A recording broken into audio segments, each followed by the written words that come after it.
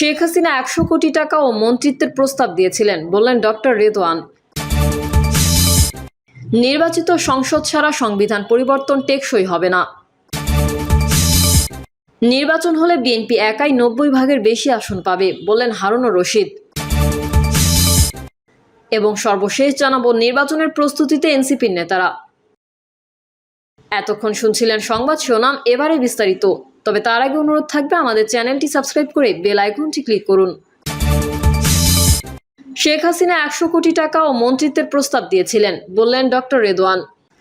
Liberal democratic party এলডিপির মহাসচিব ও সাবেক প্রতিমন্ত্রী বীর মুক্তিযোদ্ধা ডক্টর রেদওয়ান আহমেদ বলেছেন, শেখ হাসিনা ২০১৪ সালের নির্বাচনে অংশগ্রহণের জন্য আমাকে এবং কর্নেল অলি আহমেদকে ১০০ কোটি টাকা, ১০টি সংসদীয় আসন এবং ২ জনকে মন্ত্রী করার প্রস্তাব দিয়েছিলেন। আমরা সেই প্রস্তাব প্রত্যাখ্যান করেছি। নির্বাচিত সংসদ ছাড়া সংবিধান পরিবর্তন টেকসই হবে না। গণসংহতি আন্দোলনের প্রধান সমন্বয়কারী জোনায়েদ সাকি বলেছেন, আমরা বারবার বলছি সংস্কারের অনেকগুলো জায়গা আছে। কিছু নির্বাচনের আগেই নির্বাহী আদেশে সংস্কার করা সম্ভব, আবার অনেকগুলো সংস্কারের প্রশ্নে যেগুলো সাংবিধানিক ও মৌলিক অবকাঠামোগত, এগুলো আসলে নির্বাচিত জনপ্রতিনিধিদের করতে হবে। নির্বাচিত সংসদ ছাড়া সংবিধান পরিবর্তন করা টেকসই হবে না। জোনায়েদ সাকি বলেন, আমরা বারবার বলছি সংস্কারের ক্ষেত্রে যেভাবে ইতোমধ্যে ঐকমত্য কমিশন উদ্যোগ নিয়েছে, এই কাজ তাদেরই ছিল। তাদের উদ্যোগে সব রাজনৈতিক দলগুলো একমত হবে, সর্বসম্মত জায়গায় দাঁড়াবে। সেটি আমাদের জাতীয় সনদ আকারে সামনে আসবে, সেই পরিবর্তনগুলো আসবে। আর যেসব জায়গায় অনৈক্য আছে, দ্বিমত আছে, সেই সংস্কারগুলো রাজনৈতিক দলগুলো অধিকতর জনমত গঠন করবে। জনগণের সমর্থনের উপর বিষয়টি নির্ভরশীল। সংকীর্ণ স্বার্থে সংস্কার ও নির্বাচনকে মুখোমুখি করা হচ্ছে বলে মনে করেন জোনায়েদ সাকি। তিনি বলেন, সংস্কার যেহেতু আমাদের লক্ষ্য হিসেবে স্থির হয়েছে এবং সংবিধানের অনেক মৌলিক সংস্কার করতে হবে, সেই কারণে আগামী জাতীয় সংসদ নির্বাচন হতে হবে সংবিধান সংস্কার পরিষদের নির্বাচন, যেখানে সংস্কারটা হবে জনগণের ম্যান্ডেট নিয়ে। একই সঙ্গে এই সংসদ সরকারও গঠন করবে, তবেই সংস্কার অভিপ্রায় হিসেবে টেকসই হবে। নির্বাচন হলে বিএনপি একাই ৯০ ভাগের বেশি আসন পাবে, বললেন হারুনুর রশিদ। বর্তমান পরিস্থিতিতে বাংলাদেশের নির্বাচন হলে শতকরা ৯০ ভাগের বেশি আসন বিএনপি একাই পাবে বলে মন্তব্য করেছেন বিএনপি চেয়ারপারসনের উপদেষ্টা হারুনুর রশিদ। হারুনুর রশিদ বলেন, সংস্কারের নাম করে নতুন কিছু রাজনৈতিক দল তৈরি হয়েছে। তাদের কেউ বলছে আগে শেখ হাসিনার বিচার হতে হবে, তারপর নির্বাচন। আবার কেউ বলছে আগে সংস্কার শেষ হতে হবে, তারপর নির্বাচন। ৮ মাস তো গেল সরকারের বয়স, কি সংস্কার হয়েছে? আমরা মানুষ হিসেবে যদি আমাদের অন্তর আমরা সংস্কার না করি, নিজেরা যদি ঠিক না হই, তাহলে কি কেউ উপর থেকে এসে ঠিক করে দিতে পারবে? বাংলাদেশের সংকট হলো বাংলাদেশের নির্বাচন সঠিক হয়নি। বাংলাদেশের পুলিশ প্রশাসনের নির্বাচনের সময় পক্ষপাতিত্ব করে এবং সরকারের দালালি করে। সেটা যদি বন্ধ হয় আর নির্বাচন যদি সঠিক হয়, এটাই তো জনগণের প্রত্যাশা, এটিই জনগণ চায়। তিনি আরো বলেন, বাংলাদেশে কতিপয় নতুন রাজনৈতিক দল তৈরি হয়েছে, তাদের নিবন্ধনই হয়নি। নির্বাচনে তারা কোনো প্রতীকই পাবে না, কিন্তু দেখেন বড় বড় কথা বলে বেড়াচ্ছে। বিএনপিকে নিয়ে তারা কটাক্ষ করছে, মুক্তিযুদ্ধকে নিয়ে কটাক্ষ করছে। বিএনপির এই নেতা বলেন, গত জুলাই আগস্টে ব্যাপক রক্তপাতের মধ্যে দিয়ে একটা পরিবর্তন হয়েছে। এই পরিবর্তনকে কেন্দ্র করে আজকে একটি মহল বিভিন্ন রকমভাবে এটাকে উপস্থাপন করার চেষ্টা করছে। বাংলাদেশ যদি ৭১ সালে স্বাধীন না হতো, ৪৭ সালে ভারত থেকে বিভক্ত হয়ে পাকিস্তান তৈরি না হতো, আজকে যদি আমাদের মানচিত্র পতাকা না থাকতো, তাহলে জুলাই আগস্টের বিপ্লব দিয়ে আমরা কোনো কিছু অর্জন করতে পারতাম না। সুতরাং আজকে এই পরিস্থিতিতে সারা বাংলাদেশে যদি নির্বাচন অনুষ্ঠিত হয়, তাহলে শতকরা ৯০ ভাগের বেশি আসন একাই বিএনপি পাবে এবং এককভাবে বিএনপি নির্বাচিত হবে। নির্বাচনের প্রস্তুতিতে এনসিপির নেতারা। শেখ হাসিনার পতন ঘটানো ছাত্র জনতার অভ্যুত্থানের নেতাদের রাজনৈতিক দল জাতীয় নাগরিক পার্টি নির্বাচনের প্রস্তুতি নিচ্ছে। গণপরিষদ গঠনের কথা বললেও দলের ৩৫ নেতা আসন গোছাচ্ছেন। এনসিপির প্রতি সহানুভূতি বাড়বে এমন আশায় ভোটের মাঠে বাধা হামলা ইতিবাচক হিসেবেই নিচ্ছেন তারা।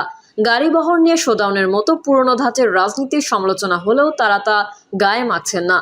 এনসিপি সূত্র জানিয়েছে, দলটির কয়েক নেতা রাজনৈতিক পরিবারের হওয়ায় নির্বাচনী এলাকায় আগে থেকেই তাদের ভালো অবস্থান রয়েছে। ছাত্র জনতার অভ্যুত্থানের সামনের সারির নেতারা দেশজুড়ে পরিচিতি পাওয়ায় এলাকায় প্রভাব তৈরি হয়েছে। আবার অনেকে আগে থেকেই নির্বাচনী এলাকায় সামাজিক সাংস্কৃতিক কাজে যুক্ত থাকায় কিছুটা পরিচিত ছিল। এই ৩ শ্রেণী ছাড়াও এনসিপির জেলা ও উপজেলা নেতৃত্বে আসতে চান এমন অনেকেও নির্বাচনে আগ্রহী। 28 ফেব্রুয়ারি 217 সদস্যের আহ্বায়ক কমিটি নিয়ে আত্মপ্রকাশ করে এনসিপি। কমিটির সবাই নির্বাচনে লড়বেন না। এনসিপির ভাবনায় রয়েছে নির্বাচন ঘনিয়ে এলে স্থানীয় গণ্যমান্য ব্যক্তি ও বিভিন্ন দলের প্রভাবশালী জনপ্রিয় নেতাদের দলে ভিড়িয়ে প্রার্থী করা। সদস্য সচিব আক্তার হোসেন বলেন, অনেকে স্থানীয় পর্যায়ে গ্রহণযোগ্য সম্মানিত। ফ্যাসিবাদ বিরোধী ভূমিকায় ছিলেন যেসব মানুষ, তারা যুক্ত হবেন এনসিপিতে। সিনিয়র সিটিজেনরা যুক্ত হবেন। অনেকেরই নিজ নিজ এলাকায় জনসমর্থন রয়েছে। এখনো সারা দেশে এনসিপি বিস্তৃত নয়। বিস্তৃতি ঘটলে আরও অনেকেই যুক্ত হবেন। বিচার ও সংস্কার শেষে তাদের সবাইকে নিয়ে নির্বাচনে ঝাঁপিয়ে পড়বে এনসিপি। অভ্যুত্থানের সামনের সারির নেতাদের কয়েকজন রাজধানী ঢাকায় নির্বাচন করবেন। এনসিপির আহ্বায়কের দায়িত্ব নিতে সরকারের উপদেষ্টা পদ ছেড়ে আসা নাহিদ ইসলাম ঢাকা 11 আসনে নির্বাচন করতে পারেন। তিনি এলাকায় সময় দিচ্ছেন। সিনিয়র যুগ্ম মুখ্য সমন্বয়ক আব্দুল হান্নান মাসুদ নোয়াখালী 6 আসনে নির্বাচনের প্রস্তুতি নিচ্ছেন। তিনি হাতিয়া দ্বীপে ফেরিঘাট চালু, ভূমিহীনদের জমি বুঝিয়ে দেওয়া, নদী ভাঙন নিয়ে গ্রামে গ্রামে গণশুনানি কর্মসূচি করছেন। গত সোমবার তিনি হামলার শিকার হন। বিএনপির নেতাকর্মী মাসুদকে মারধর করেন। এনসিপির নেতারা বলছেন, বিএনপি এনসিপিকে নির্বাচনে প্রতিদ্বন্দ্বী ভাবছে বলেই এমন হামলা হচ্ছে, যা এখনও নিবন্ধন না হওয়া নবগঠিত এনসিপির জন্য ইতিবাচক। হামলা হওয়ায় জনসহানুভূতি পাবেন মাসুদ। একজন যুগ্ম আহ্বায়ক সমকালকে বলেন, বিএনপি যার ওপরই হামলা করবে তিনি এলাকায় বড় নেতা হবেন।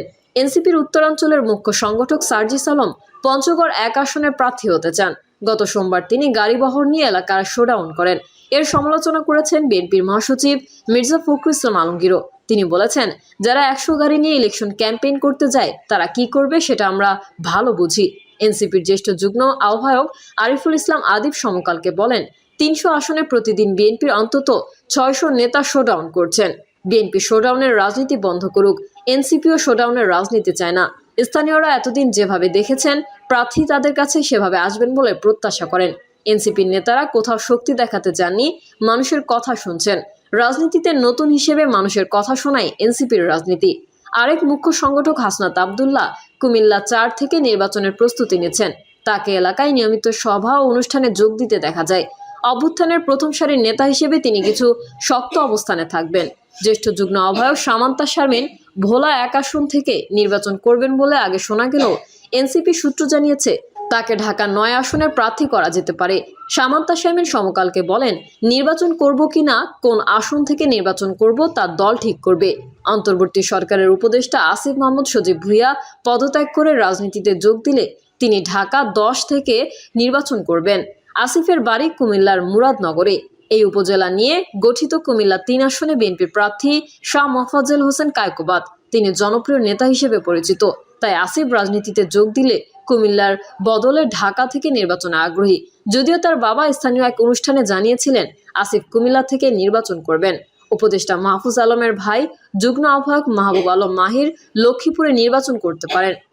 সরকার ছেড়ে মাহফুজ রাজনীতিতে যোগ দিলে ঢাকা 18 আসনে প্রার্থী হতে পারেন। এনসিপির যুগ্ম মুখ্য সংগঠক SM শাহরিয়ারের পরিবার ঢাকা 5 আসনে রাজনীতিতে আগে থেকেই প্রভাবশালী হিসেবে পরিচিত। জ্যেষ্ঠ যুগ্ম আহ্বায়ক জাহাঙ্গীর বিশ্ববিদ্যালয়ের ছাত্র আরিফুল ইসলাম আদিব ঢাকা 14, যুগ্ম আহ্বায়ক জাবেদ রশিন ঢাকা 9 এবং সংগঠক মোহাম্মদ রাসেল আহমেদ ঢাকা 1 থেকে লড়তে পারেন। সদস্য সচিব আক্তার হোসেন রংপুর 4 আসনে প্রার্থী হবেন। এলাকায় নিয়মিত যাচ্ছেন সাবেক এই ডাকসু নেতা। মুখ্য সমন্বয়ক নাসির উদ্দিন পাটোয়ারিকে চাঁদপুর 5 কিংবা ঢাকায় দেখা যেতে পারে। এতক্ষণ শুনছিলেন সংবাদ শিরোনাম, এবারে বিস্তারিত। তবে তার আগে অনুরোধ থাকবে আমাদের চ্যানেলটি সাবস্ক্রাইব করে বেল আইকনটি ক্লিক করুন। কমেন্টে আপনার মতামত জানিয়ে আমাদের সাথেই থাকুন। ধন্যবাদ সবাইকে। আল্লাহ হাফেজ।